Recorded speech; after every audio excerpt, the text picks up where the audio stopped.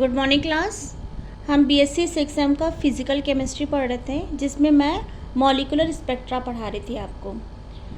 उस molecular spectra में आज हम पढ़ेंगे सिलेक्शन रूल। ठीक, किसके लिए? रोटेशनल एंड वाइब्रेशनल स्पेक्ट्रा के लिए। क्लियर? देखो, जब ट्रांजिशन होता है तो हर एक ट्रांजिशन क्या होता है, वो पॉसिबल नहीं होता, बल्कि कुछ लिमिटेड ट्रांजिशन ही पॉसिबल होती हैं, क्योंकि वो सिलेक्शन रूल को फॉलो करती हैं। जो ट्रांजिशन पॉसिबल है वो किसको फॉलो करेंगे? वो सिलेक्शन रूल को फॉलो करते हैं। कुछ ट्रांजिशन अलाउड होती हैं, कुछ रिस्ट्रिक्टेड होती हैं। अगर मैं इनके ऊपर, ठीक है, ये जो स्पेक्ट्रा है, जो ट्रांजिशन है, अगर मैं इनके ऊपर कुछ रिस्ट्रिक्शन लगा दूं तो रिस्ट्रिक्शन होने के बाद जो ट्रांजिशन हो रही हैं उन्हें बोलते हैं अलाउड ट्रांजिशन, और जिसमें ट्रांजिशन पॉसिबल नहीं हो रही है रिस्ट्रिक्शन लगाने के बाद, उनको हम बोलते हैं फॉरबिडन ट्रांजिशन। आपके जो अलाउड ट्रांजिशन होते हैं ये रूल्स को फॉलो करते हैं, रूल्स के साथ चलते हैं, जबकि फॉरबिडन ट्रांजिशन कभी भी रूल को फॉलो नहीं करते।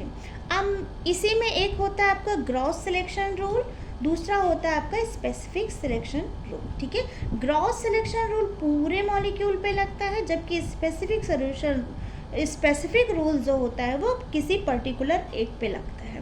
ठीक, जैसे मैं अगर रोटेशनल स्पेक्ट्रा की बात करूँ तो उसमें डेल्टा जी इक्वल टू क्या हो जाएगा, इक्वल टू +-1। यहाँ पे +1 किसके लिए होता है? एब्जॉर्प्शन के लिए, जबकि -1 किसके लिए होता है? एमिशन के लिए। अब ये जो ट्रांजिशन हो रहा है डेल्टा जे में, वो 0 से 1, 1 से 2, 2 से 3 में हो सकता है। तो ये जो ट्रांजिशन होते हैं ये पॉसिबल होते हैं। सेम ऐसे वाइब्रेशनल में भी होता है। वाइब्रेशनल की में हम डेल्टा वी इक्वल टू क्या लिखेंगे? +-1। अब नेक्स्ट टॉपिक आता है breadth and intensity of spectral line. Next topic है breadth and intensity of spectral line. Breadth का मतलब होता है कितनी शार्प या फिर कितनी बोर्ड लाइन आ रही है। जो स्पेक्ट्रम लाइन, जो लाइंस फॉर्म होती हैं जिसको हम स्पेक्ट्रा बोलते हैं, वो कितनी शार्प है और कितनी बोर्ड लाइन आ रही है। इंटेंसिटी का मतलब होता है जो लाइन आ रही है वो कितनी स्ट्रांग है या फिर कितनी वीक लाइंस आ रही है, ये हमें क्या कहलाती है? इंटेंसिटी। ब्रेथ का मतलब होता है शार्प और बोर्डनेस उस लाइन में कितनी है, और इंटेंसिटी का मतलब होता है कितनी स्ट्रांग आ रही है या फिर कितनी वीक आ रही है।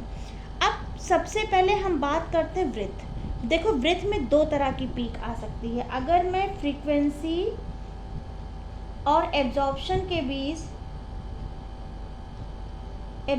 के बीच ग्राफ बनाऊं, फ्रीक्वेंसी और एब्जॉर्प्शन के बीच अगर मैं ग्राफ प्लॉट करूं तो यहाँ पे जो लाइन मिलती है वो सिंगल लाइन मिलती है।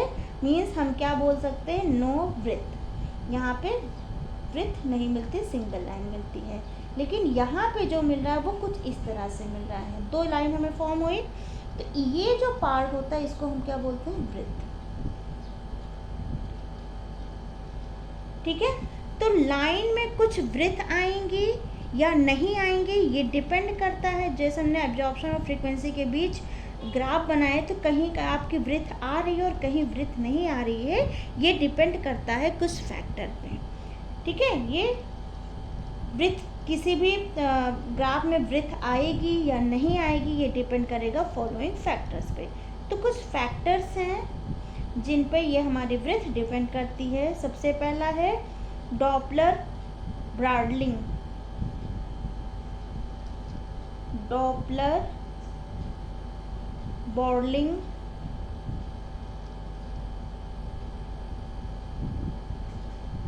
और दूसरा है लाइफ टाइम ब्रॉडलिंग।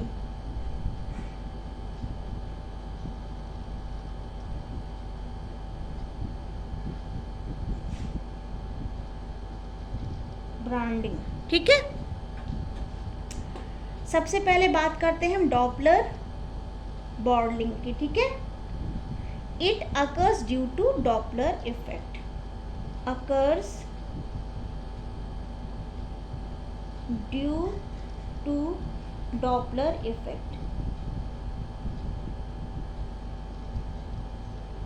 ठीक है, डॉपलर इफेक्ट में जो हमारा एब्जॉर्बर होता है वो रीडिंग को क्या करता है, एब्जॉर्व करता है। अब अगर हम मॉलिक्यूल की बात करें तो मॉलिक्यूल रीडिंग एब्जॉर्बर के कितने क्लोज है या फिर कितनी दूर है, ये उस पर डिपेंड करता है। इन्हें हम हमेशा किस में पढ़ते हैं, गैसियस स्टेट में पढ़ते हैं। तो जिस मॉलिक्यूल की हमें फ्रीक्वेंसी पढ़नी है वो टूवर्ड्स द एब्जॉर्बर है या फिर to away to the absorber है, मतलब वो एब्जॉर्बर के पास है कि एब्जॉर्बर के दूर है, ये उसके ऊपर डिपेंड करता है। ठीक है, इसी को बोलते हैं डॉपलर इफेक्ट। ठीक, हमने क्या बोला है कि डॉपलर इफेक्ट में जो हमारा एब्जॉर्बर होता है वो रीडिंग को एब्जॉर्व करता है। अब अगर हम मॉलिक्यूल की बात करें तो मॉलिक्यूल रीडिंग एब्जॉर्बर के कितने क्लोज है या फिर उससे कितनी दूर है, ठीक, ये उसके ऊपर डिपेंड करता है। और इसको हम हमेशा किस में पढ़ते हैं, गैसेस स्टेट में। तो जिस भी मॉलिक्यूल्स की हमें फ्रीक्वेंसी पढ़नी होती है वो टूवर्ड्स द एब्जॉर्बर है या फिर to away to the absorber है, उसके ऊपर डिपेंड करती है रीडिंग, और इसी को बोलते हैं डॉपलर इफेक्ट। डॉपलर बॉर्निंग की फ्रीक्वेंसी को हम म्यू बार से रिप्रेजेंट करते हैं। ठीक, या इसको म्यू डैश भी लिख देंगे, और म्यू डैश और इसकी म्यू बार नहीं, म्यू डैश होती है, और इस ये होता है mu upon 1 plus mu upon C. यहाँ पे ये क्या है, वेलोसिटी ऑफ लाइट है। ठीक, दूसरा हमने क्या बोला, लाइफ टाइम बॉर्निंग। ये तो आपका क्या है, दूसरा मैंने आपको बताया था लाइफ टाइम बॉर्निंग। ये कब यूज़ किया जाता है, ये यूज़ किया जाता है ऑल टाइप्स ऑफ सैंपल के लिए। यहाँ हम यूज़ करते हैं इसको श्रोडिंगर इक्वेशन को, जब Schrodinger equation change with time होता है तब हम लाइफ टाइम बॉर्निंग को यूज़ करते हैं। तो टाइम के साथ यहाँ पर इसकी वैल्यू चेंज होती रहती है।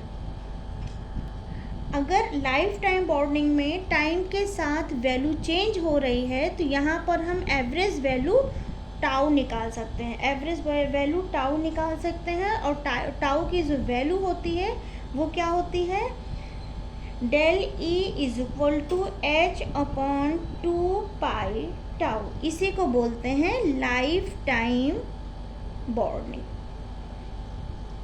ठीक है, अब आता है intensity of spectral line. Next topic है intensity of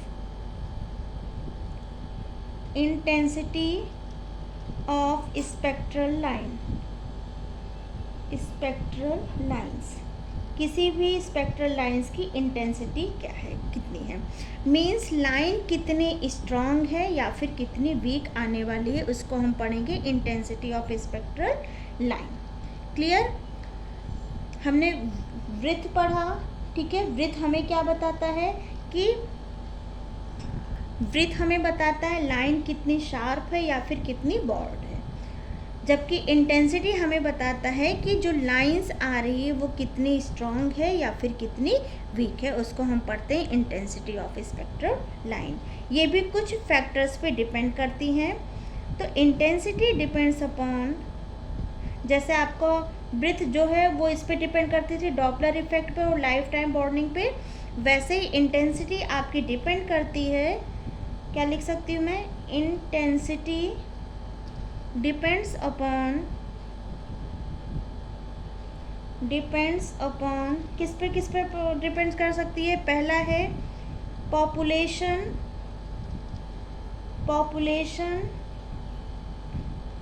density of a state, population density of a state. ठीक, मीन्स कितने मॉलिक्यूल ग्राउंड स्टेट पे हैं। दूसरा factor strength of the incident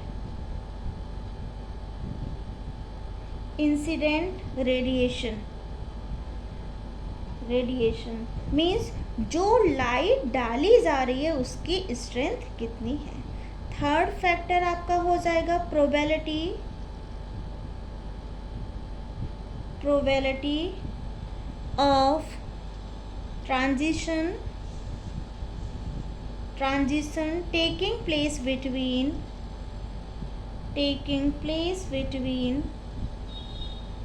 the energy levels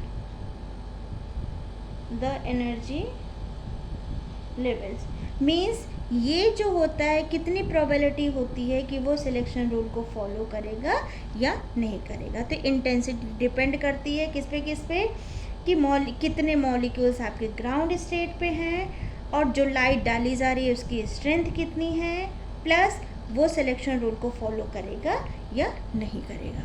देखो जितने ज़्यादा मॉलिक्यूल ग्राउंड स्टेट में होंगे उतनी ही ज़्यादा चांसेस होंगे हायर स्टेट में जाने के। जितने ज़्यादा मॉलिक्यूल्स आपके ग्राउंड स्टेट में होंगे उतने ही ज़्यादा चांसेस होगी उनको हायर स्टेट में जाने के। तो इस बेस पे हमारे पास 3 तरह की लाइन ऑब्टेन होगी। कौन कौन सी लाइन? एक हो जाएगा आपका स्टिमुलेटेड एब्जॉर्प्शन, पहली जो लाइन मिलेगी वो क्या हो जाएगी? स्टिमुलेटेड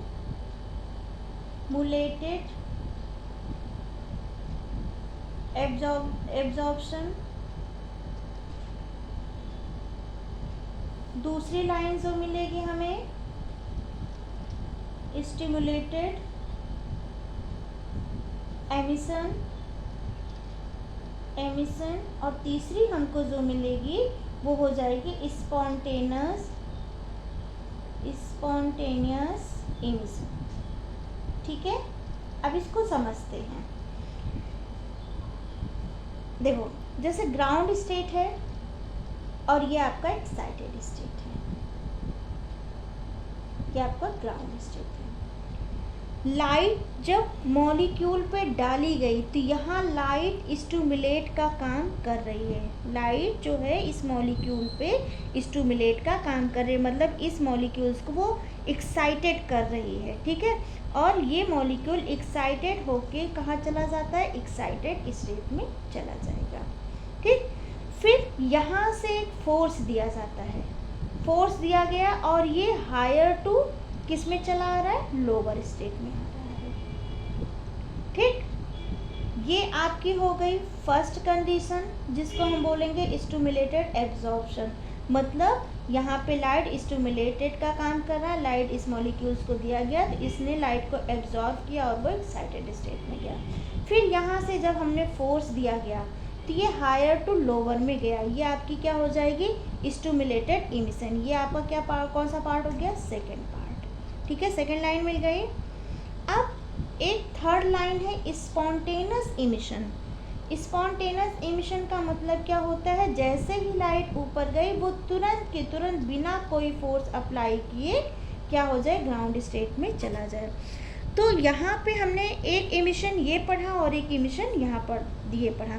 2 तरह के एमिशन पढ़े, स्टिमुलेटेड या फिर स्पॉन्टेनियस। ये स्टिमुलेटेड एमिशन है कि हमें फोर्स अप्लाई करना पड़ रहा है और ये एमिशन अपने आप हो रहा है। ठीक है,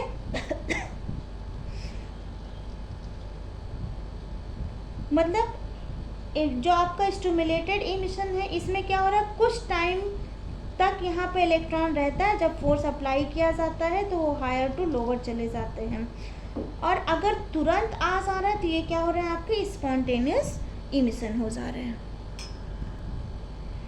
तो आई होप आपको ये समझ में आया होगा इंटेंसिटी ऑफ स्पेक्ट्रल लाइन। ठीक है, 3 लाइन हमें ऑब्टेन होती है, stimulated absorption, stimulated emission, spontaneous emission. Clear? अब आता है next topic, degree of freedom. Next topic है डिग्री ऑफ फ्रीडम।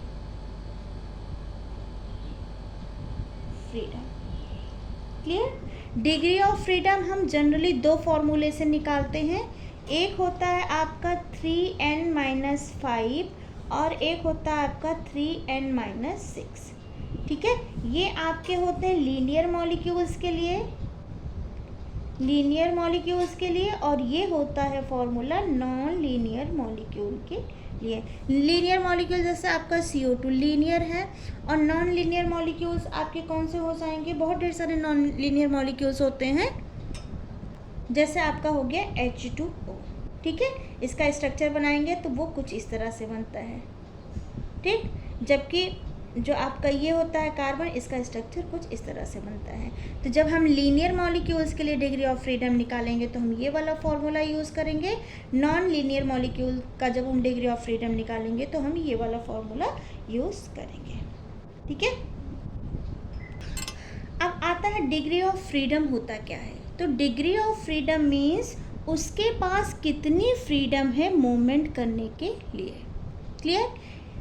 इसे बोल सकते हैं the number of coordinates required to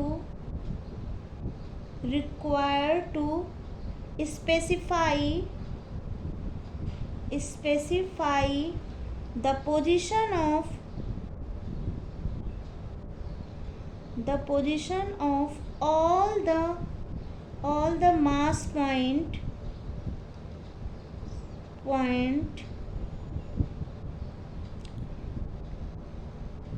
like atoms in a molecule is called the number of degree of freedom,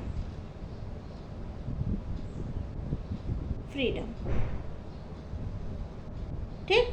अब हम डिग्री ऑफ फ्रीडम में ये 5 और 6 क्या है, ये 5 और 6 क्या है, ठीक है। ये कैसे आता है, हमने बात कर ली ट्रांसलेशनल की, रोटेशनल की और वाइब्रेशनल की। आपको पहले बताया हुआ है कि ट्रांसलेशनल क्या होता है, रोटेशनल क्या होता है और वाइब्रेशनल क्या होता है। अब मान लेते हैं कि एक मॉलिक्यूल n एटम से बना हुआ है, एक मॉलिक्यूल है वो किससे बना हुआ है, n एटम से, ठीक है। और डिग्री ऑफ फ्रीडम के लिए कितने एक्सेस होते हैं, 3 एक्सेस, एक होता है x, एक y और एक z। तो n इज इक्वल टू क्या हो जाएगा, जब 3 एक्सेस है तो ये क्या हो जाएगा 3n, ठीक है। अब उसमें से 3 तो क्या हो जाएंगे, ट्रांसलेशनल हो जाएंगी, और अगर लीनियर है या फिर नॉन लीनियर है तब भी कितनी होगी, 3 ही होगी। तो अगर हम ट्रांसलेशनल लिखें, ट्रांसलेशनल, रोटेशनल और वाइब्रेशनल की बात करें और वाइब्रेशनल की बात करें, देखो लीनियर मॉलिक्यूल्स के लिए 3 एक्सेस होते हैं,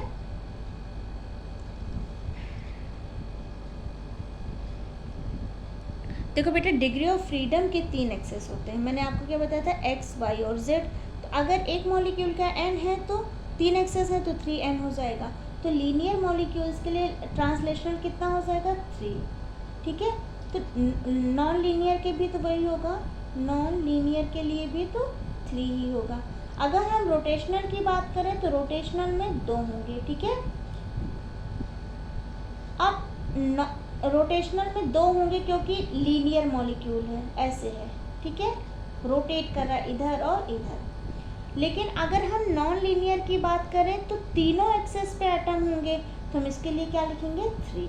अब वाइब्रेशनल निकालना है तो रोटेशनल माइनस वाइब्रेशनल, तो हम क्या निकाल सकते हैं, 3n, ठीक, माइनस कितना हो जाएगा, इन दोनों को ऐड कर लो, क्योंकि जो वाइब्रेशनल होता है, देखो ट्रांसलेशनल के अंदर रोटेशनल होता है और रोटेशनल के अंदर वाइब्रेशनल होता है। तो इन दोनों को ऐड कर दोगे तो हमारा वाइब्रेशनल निकल आएगा। तो ये कितना हो गया, 3 to 5।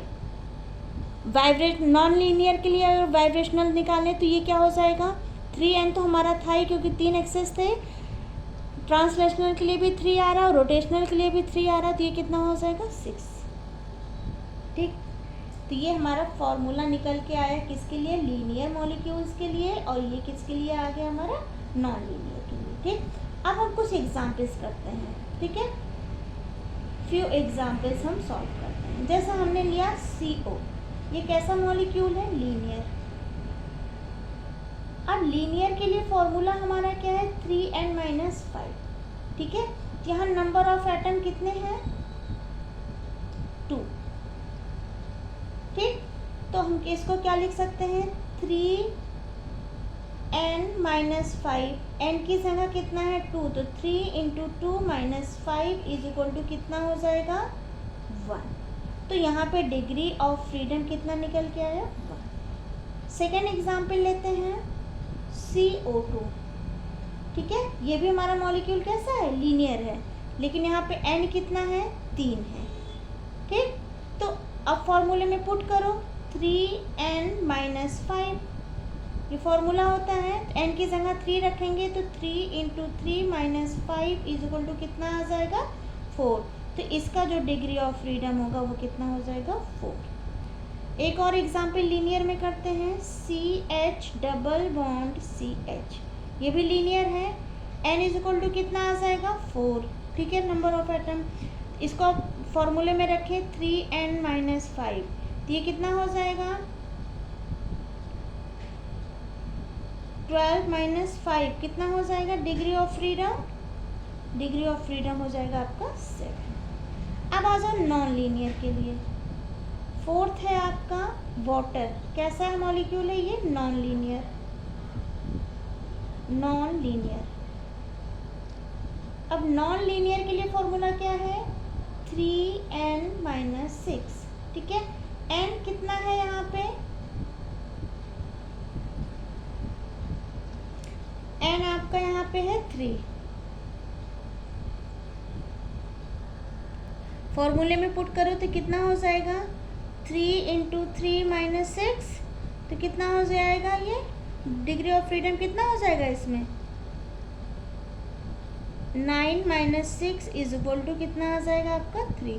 तो डिग्री ऑफ फ्रीडम वाटर का कितना हो गया 3। ऐसे ही नेक्स्ट एग्जाम्पल नॉन लीनियर के लिए क्या हो जाएगा, फॉर्मल्डिहाइड का ले लो। अब इसमें भी n इज इक्वल टू कितना है आपको 4, ठीक है। तो यहाँ पे फॉर्मूले पे रखेंगे 3n माइनस 6, तो 3 इंटू में 4 माइनस 6 कितना हो जाएगा 12 minus 6 is equal two degree of freedom कितनी निकल के आई 6। तो हम ऐसे ही इस फॉर्मूले से, ये लीनियर के लिए फॉर्मूला होता है, ये नॉन लीनियर के लिए फॉर्मूला है, इन दोनों फॉर्मूले के हेल्प से हम डिग्री ऑफ फ्रीडम लीनियर और नॉन लीनियर मॉलिक्यूल्स के लिए निकाल सकते हैं। तो आई होप आपको ये लेक्चर समझ में आया होगा। इसमें मैंने डिफरेंट टर्म्स बताए। इस लेक्चर में मैंने आपको सिलेक्शन रूल बताया किसके लिए, रोटेशनल और वाइब्रेशनल स्पेक्ट्रा के लिए। मैंने अलाउड और फॉरबिडन के बारे में बताया, जो सिलेक्शन रूल को फॉलो करते हैं वो अलाउड ट्रांजिशन होते हैं, जो नहीं फॉलो करते वो फॉरबिडन होते हैं। फिर मैंने आपको 2 टर्म्स बताए, ब्रीथ और intensity of spectral line. Breadth क्या होता है कि जो लाइंस आ रही, जो स्पेक्ट्रा आ रहा है वो कितना शार्प है या फिर कितना बोर्ड लाइन है, ठीक। इंटेंसिटी क्या होता है, जो लाइन आ रही है वो कितनी स्ट्रांग है या फिर कितनी वीक है। ब्रीथ भी कुछ फैक्टर्स पे डिपेंड करती हैं, जैसे डॉपलर इफेक्ट हो गया, लाइफ टाइम बॉर्डनिंग हो गया, इसके बारे में मैंने बताया। और जो आपका इंटेंसिटी है, इंटेंसिटी भी डिपेंड कर रही थी किस पे, कितने मॉलिक्यूल ग्राउंड स्टेट पे हैं, उस पर जो लाइट डाली जा रही है उसकी स्ट्रेंथ कितनी है, और वो सिलेक्शन रूल को फॉलो कर रहा है कि नहीं कर रहा। ये भी कुछ फैक्टर्स पे डिपेंड कर रहे थे। स्टिमुलेटेड एब्जॉर्प्शन पे डिपेंड कर रहा था, स्टिमुलेटेड इमिशन पे डिपेंड कर रहा था, या फिर स्पॉन्टेनियस इमिशन पे ये डिपेंड कर रहा था। इसके बाद मैंने आपको डिग्री ऑफ फ्रीडम बताया। डिग्री ऑफ फ्रीडम निकालने के 2 फॉर्मूले होते हैं। ये फॉर्मूला आपका लीनियर के लिए होता है और ये आपका किसके लिए होता है, नॉन लीनियर के लिए होता है, ठीक है। अब ट्रांसलेशनल के लिए लीनियर में जो एक्सेस होते हैं वो 3 होता है, जबकि रोटेशनल के लिए 2 हो जाता है। नॉन लीनियर में ट्रांसलेशनल के लिए भी 3 होता है और रोटेशनल के लिए भी 3 होता है। तो इस बेसिस पे हम इसका फॉर्मूला निकाल सकते हैं वाइब्रेशनल के लिए, ठीक है। तो इसका फॉर्मूला आएगा 3n माइनस 5, इसका आएगा 3n माइनस 6। ये नॉन लीनियर मॉलिक्यूल में डिग्री ऑफ फ्रीडम निकालने के लिए है, ये लीनियर मॉलिक्यूल में डिग्री ऑफ फ्रीडम निकालने के लिए है। यहाँ पे मैंने कुछ एग्जांपल्स के थ्रू आपको डिग्री ऑफ फ्रीडम निकालने का तरीका बताया। आई होप आपको ये लेक्चर समझ में आया होगा। Thank you.